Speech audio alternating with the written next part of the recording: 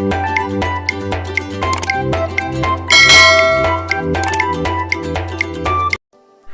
teman-teman semua, bagaimana kabarnya hari ini? Semoga selalu dalam keadaan baik ya. Pada video kali ini, Mimin mau share tentang apa saja sih senjata tradisional yang ada di Kalimantan Tengah loh. Penasaran? Yuk tonton videonya sampai habis ya. Let's go! Kalimantan Tengah memiliki sejumlah senjata tradisional. Sebenarnya, senjata tersebut tidak berbeda jauh dengan provinsi Kalimantan lainnya, karena akar kebudayaannya sama, yakni dari suku Dayak. Menariknya, senjata tradisional di provinsi ini memiliki nama yang sama dengan provinsi lain di Kalimantan. Walaupun sama, tetapi ada perbedaan yang membedakannya. Ayo kita lihat apa saja sih senjata tradisional yang ada di Kalimantan Tengah. 3, 2, 1. Senjata tradisional yang pertama yaitu duhung. Menurut kepercayaan masyarakat suku Dayak, duhung memiliki usia yang lebih tua dibanding mandau dan termasuk dalam salah satu benda pusaka.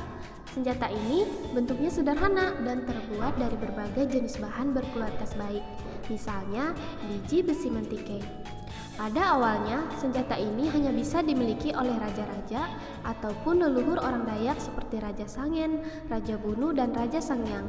Suku Dayak meyakini bahwa sebelum manusia ada di dunia, duhung sudah diciptakan oleh leluhur di Kayangan. Manusia pertama yang memilikinya dipercaya sebagai leluhur suku Dayak.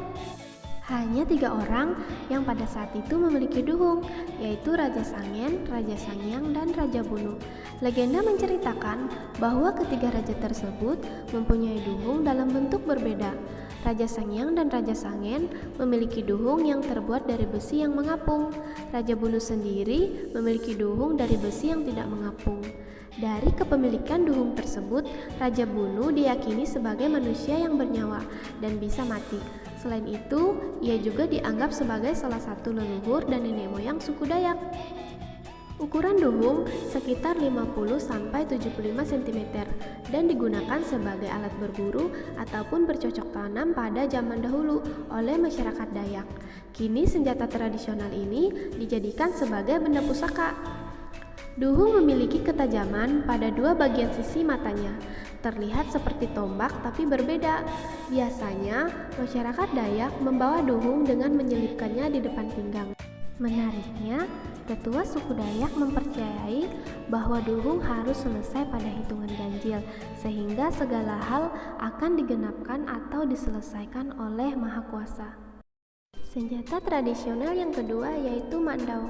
Senjata tradisional bernama mandau ini memang bisa kamu temukan tak hanya di Kalimantan Tengah, tetapi juga di Kalimantan Timur dan Kalimantan Selatan. Memang mandau ini sebenarnya adalah senjata dari suku Dayak. Bentuk mandau berbentuk parang dengan panjang sekitar setengah meter. Mandau Kalimantan Tengah memiliki 2 bagian mata yang tajam dan yang tidak tajam.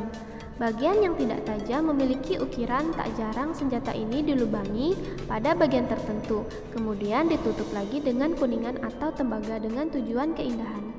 Mandau ini memiliki 2 macam varian, ada mandau untuk perang, ada juga mandau untuk keperluan sehari-hari. Sesungguhnya, mandau adalah benda yang sakral dan suci untuk Dayak Kalimantan. Ini karena bagi masyarakat Dayak, mandau memiliki sumber karakter dari harmonisasi alam dan masyarakat Dayak. Senjata tradisional mandau ini terdiri dari 2 bagian, yaitu bilah dan sarung atau yang disebut kumpang. Bagian bilah mandau berbentuk menyerupai tingang yang oleh masyarakat suku Dayak dianggap sebagai burung suci. Sementara kumpang terbuat dari kayu yang dilapisi tanduk rusa. Kumpang biasanya dihiasi oleh berbagai ukiran. Senjata tradisional yang ketiga yaitu sumpit atau sipet. Tak hanya di Kalimantan Timur, Kalimantan Tengah juga memiliki senjata tradisional bernama sumpit. Sumpit ini dikenal juga dengan nama sipet dalam masyarakat Kalimantan Tengah. Biasanya, sumpit digunakan untuk berburu, bertempur, bahkan sebagai senjata pembunuh tak bersuara.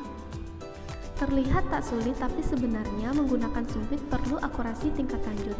Sumpit digunakan dengan cara ditiup ke arah musuh dalam jarak jauh setidaknya 200 meter. Dengan akurasi yang tepat, sumpit bisa mematikan. Suku Dayak memiliki kepercayaan bahwa sumpit tidak boleh digunakan untuk sesama. Oleh sebab itu, senjata tradisional ini bisa digunakan untuk keperluan sehari-hari seperti berburu. Tak hanya itu, sumpit juga tak boleh atau pantang diinjak, apalagi dipotong dengan parang. Bila itu dilakukan, berarti melanggar hukum adat, sehingga pelaku bisa dituntut dalam rapat adat. Senjata tradisional Kalimantan Tengah yang terakhir yaitu telawang. Masyarakat Kalimantan Tengah tak hanya memegang mandau saat melakukan pertahanan, mereka juga melengkapi diri dengan telawang untuk melindungi diri. Telawang disebut juga tameng atau perisai untuk berperang. Telawang dibuat dari kayu ulin atau kayu besi, tapi ada juga yang dibuat dari kayu liat.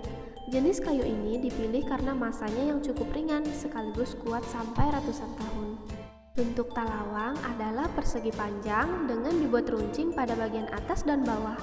Biasanya telawang memiliki panjang sekitar 1-2 meter dengan lebar maksimal sekitar 50 cm. Bagian dalam telawang dilengkapi dengan pegangan untuk memudahkan mobilitas.